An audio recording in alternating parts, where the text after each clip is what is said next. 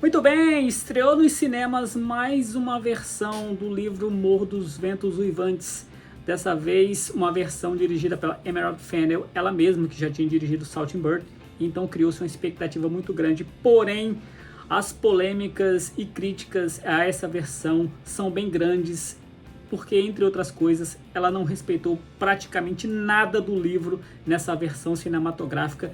E aí, pensando nisso, eu resolvi fazer um vídeo para indicar 5 boas adaptações cinematográficas de livros e, é claro, 5 bombas que você deve evitar para não perder tempo vendo filme ruim de livro bom, tá bom? Então fica comigo nesse vídeo.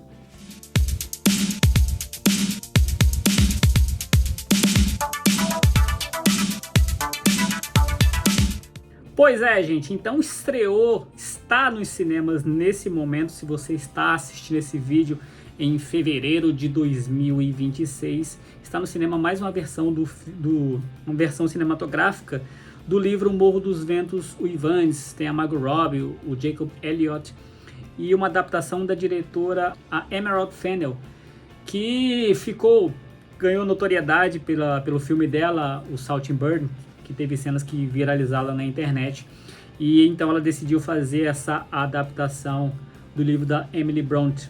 Ela, inclusive, a Fennell, disse que é muito fã desse livro e por isso resolveu fazer essa adaptação, mas ela basicamente só usou os mesmos nomes dos personagens e talvez o período histórico, porque o resto ela mudou completamente essa versão do livro para o cinema. Inclusive o estúdio, quando mandou o material de divulgação, fez questão, uma indicação de que todo mundo que falasse dessa versão colocasse entre aspas essa adaptação do livro Morro dos Ventos Uivantes para as telas, justamente que é para já dar aquela passada de pano numa coisa que ficou totalmente diferente da original. Mas aqui a questão não é nem esse filme, que eu ainda não vi, mas aproveitar esse ensejo, essa oportunidade para falar para vocês sobre boas adaptações e más adaptações de livros para filmes. Primeiro, começando pelo conceito do que torna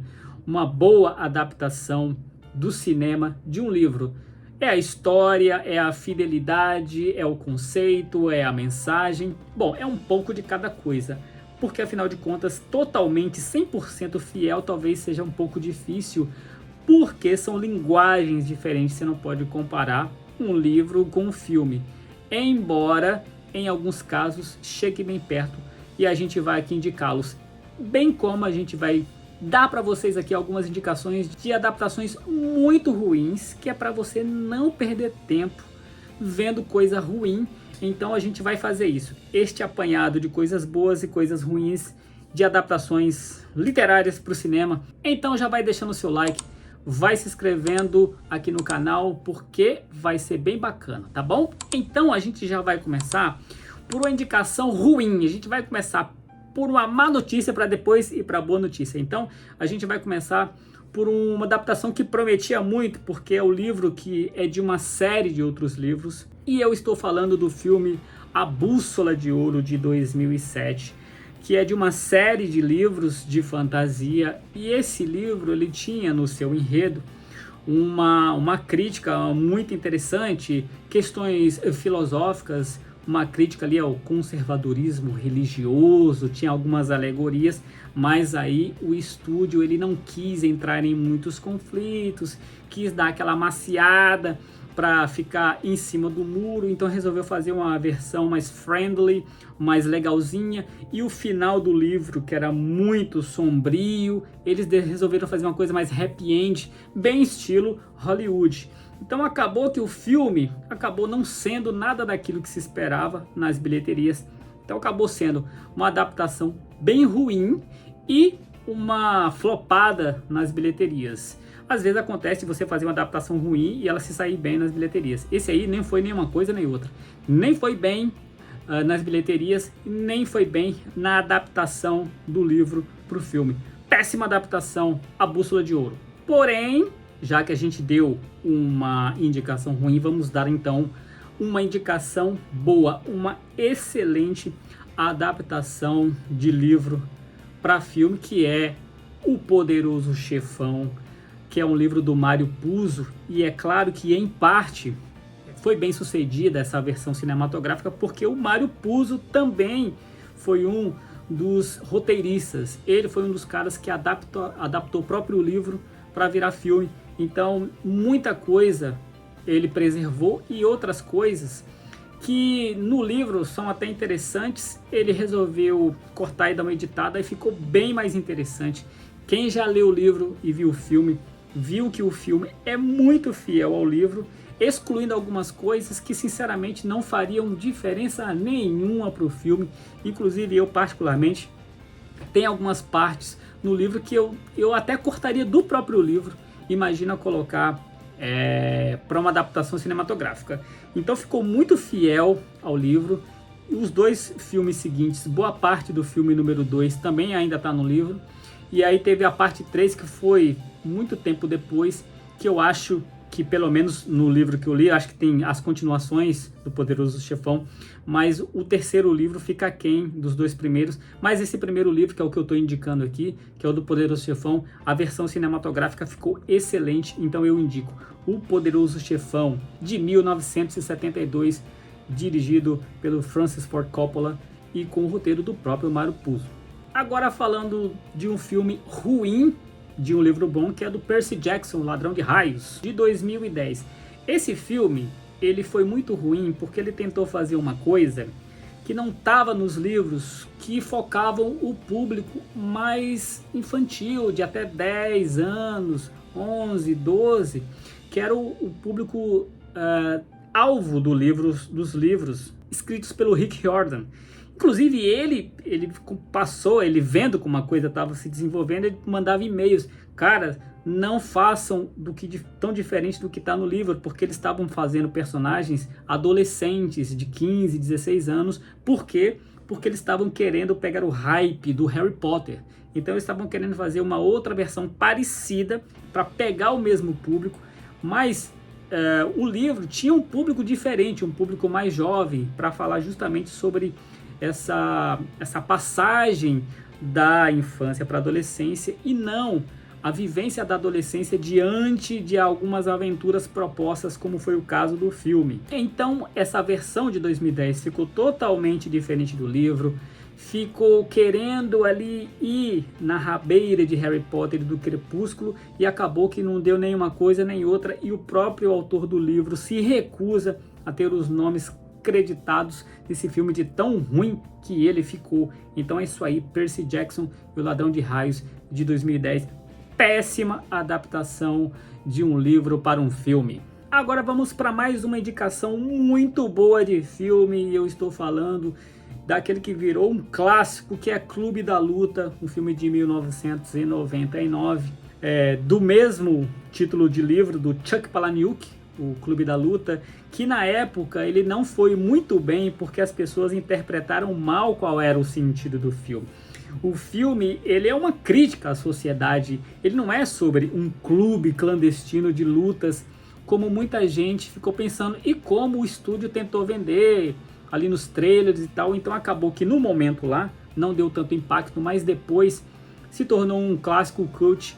E essa visão do David Fincher, que é outro excelente diretor, que deu um ritmo mais frenético, principalmente no terceiro ato, que comparado com o livro, o próprio autor, o Chuck Palahniuk, ele já disse que o final do filme é melhor que o final do livro, e eu também concordo, o final do filme é melhor do que o final do Chuck Palahniuk. Então tá entre realmente as melhores adaptações, uma adaptação que até ficou melhor do que o livro. Então é isso aí, Clube da Luta, de 1999, com Brad Pitt, o Edward Norton, dirigido pelo grande diretor, o David Fincher. Agora vamos para uma outra bomba de 2020, Artemis Fowl, O Mundo Secreto. Esse é um dos exemplos que a Disney olhou para o material e falou assim, não, assim desse jeito não pode, tem que mudar, tem que ficar legalzinho, porque o livro trata de um menino de 12 anos que é um vilão, ele é um anti-herói, ele comete crimes. E aí a Disney olhou para aquilo e falou assim, não pode, uma criança de 12 anos não pode ser malvada. a gente tem que justificar essas ações como ele está fazendo isso para ajudar o pai que está em necessidade. Então, não, ele não é malvado, ele não é anti-herói. Ele é alguém bonzinho, levado a fazer coisas ruins por uma necessidade. Então, eles tiraram todo o veneninho que poderia ter, que poderia tornar o personagem interessante e gerar um questionamento sobre a maldade num ser tão jovem, tão pequeno, e transformaram num conto de fadas próprio da Disney, o que a Disney mais faz, e aí estragaram tudo. Então, é mais um filme ruim de um livro bom. Então, assim, Artemis Fowl, O Mundo Secreto, de 2020.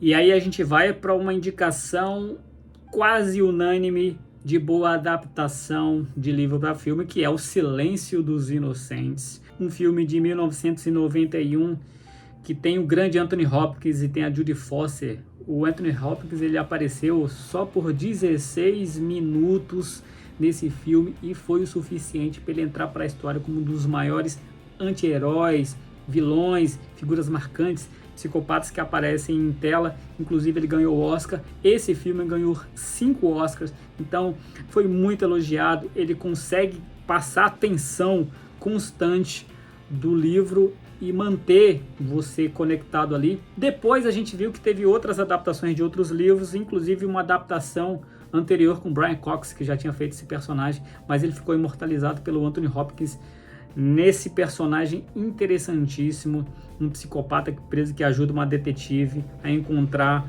um serial killer que anda cometendo seus assassinatos.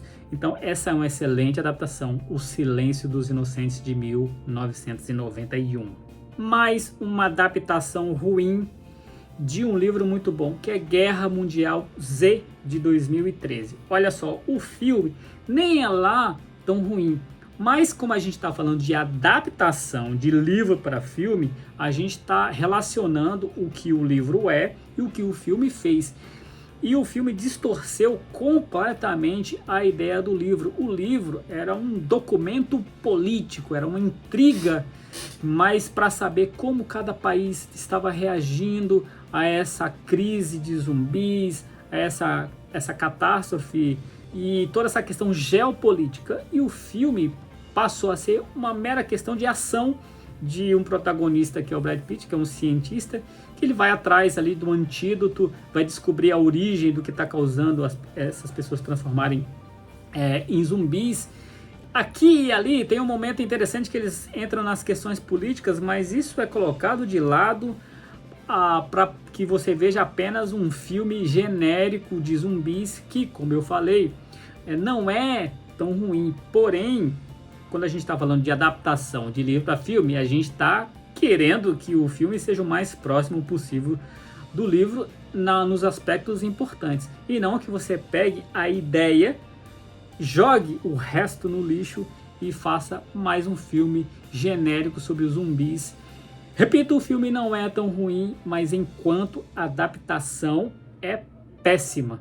Então, Guerra Mundial Z, de 2013. E agora, indo para uma das melhores adaptações já feitas na história do cinema de obras da literatura, que é Onde os Fracos Não Têm Vez, que é uma adaptação do livro, né? No Country for Old Men. É o mesmo título, é que em português ficou Onde os Fracos Não Têm Vez, que é do autor Cormac McCarthy, que é um livro excelente que, claro, os irmãos Coen fizeram uma adaptação muito fiel. São diretores que têm essa característica de fazerem filmes bem fiéis a obras literárias. Então você tem ali a encarnação do que seria o mal na interpretação do Javier Bardem, do personagem Anton Chigurh, que talvez eu estou cada vez mais tendendo a concordar que seja ele o melhor vilão da história do cinema. A gente tem alguns outros vilões aqui, inclusive se você for